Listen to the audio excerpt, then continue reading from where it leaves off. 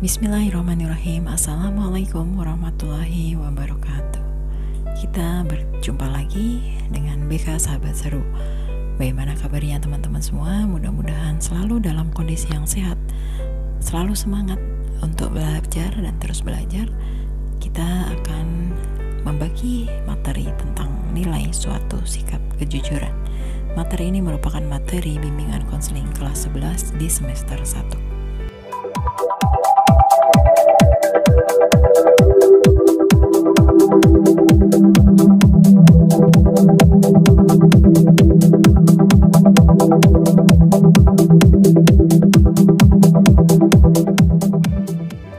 Kita akan melihat pengertian dari kejujuran. Jujur menurut Kamus Besar Bahasa Indonesia adalah tulus, tidak culas, dan lurus hati. Dalam prakteknya, jujur terbagi menjadi 3, yaitu jujur dalam niat, yang kedua jujur dalam berucap, dan yang ketiga jujur dalam bertindak. Yang pertama, jujur dalam niat adalah berniat dengan tulus ikhlas baik kepada Allah Subhanahu wa Ta'ala maupun kepada manusia. Misalnya, dalam memberikan sumbangan, kita harus ikhlas melakukannya. Kita menyumbang karena berniat untuk menyumbang, bukan karena hal-hal lain yang dapat menguntungkan diri sendiri atau merugikan orang lain. Yang kedua, jujur dalam berucap adalah berkata benar dan tepat.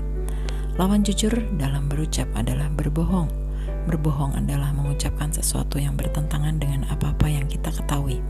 Seseorang dilarang untuk berbohong karena bisa menyesatkan dan menyengsarakan orang lain. Orang yang berbohong adalah orang yang lemah, orang yang takut dan memiliki jiwa yang sakit. Kemudian yang ketiga, jujur dalam bertindak adalah melakukan segala tindakan dengan tidak merugikan orang lain demi keuntungan pribadinya. Jujur dalam tindakan juga berarti tidak curang, tidak menipu, serta tidak memanipulasi fakta dan data. Dalam bertindak, selain kita harus benar, juga harus tepat. Misalnya dalam bertindak melawan kejahatan, bagi kita sebagai warga negara, tindakan yang jujur adalah melaporkan kejahatan kepada pihak kepolisian. Tidak jujur apabila kita main hakim sendiri. Kejujuran adalah kebijakan terbaik. Demikian kata pepatah.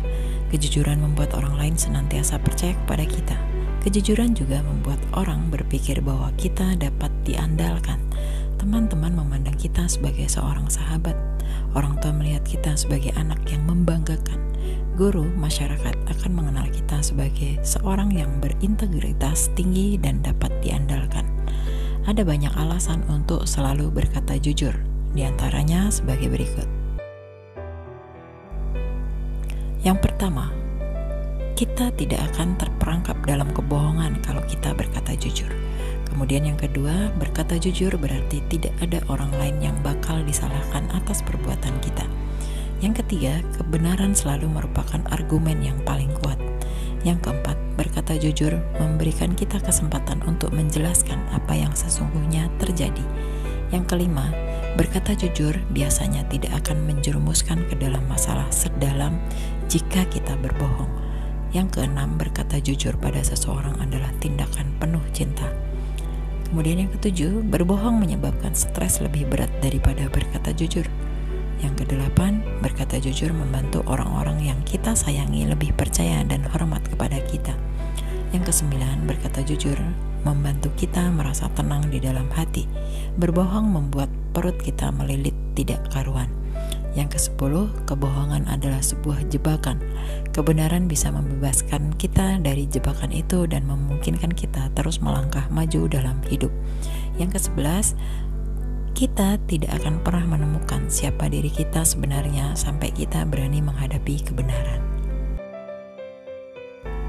Selanjutnya, bagaimana kejujuran itu dalam kehidupan kita sehari-hari? Suatu perbuatan hanya bisa disebut baik apabila tujuannya baik. Cara yang ditempuh untuk mencapai tujuan itu juga baik, dan keadaan sekitar termasuk orangnya juga dalam keadaan yang baik. Dalam kehidupan, kita harus berhati-hati dalam memahami kata jujur. Terkadang kita menghadapi kesulitan karena batas antara jujur dan tidak jujur itu selalu jelas. Perhatikanlah contoh yang diberikan oleh Kees Bertens.